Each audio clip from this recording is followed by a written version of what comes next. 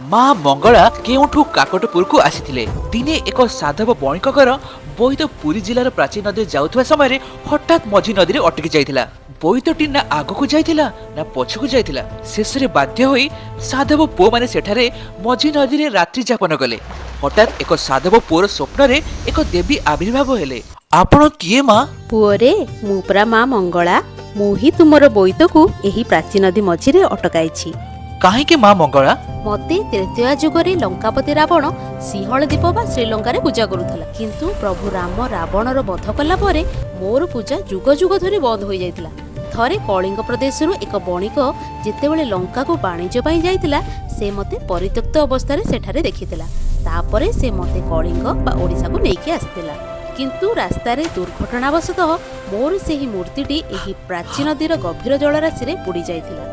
तेणु मोर एही मूर्ति को उद्धार कर पुत्र। किंतु माँ मु केमिति जानिबि आपनक मूर्तिटी केउठी बुडीकी रहिछि?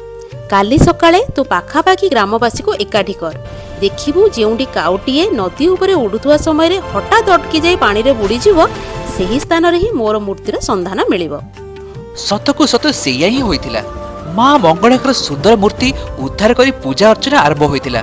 जेहेतु काउटी अटकी जाई माँकर मूर्तिर संधान देइतिला, तेणु काउ अटक बा काकटपुर माँ मंगला भावे से विख्यात हेले। Subscribe for more video like this. जय जगन्नाथ।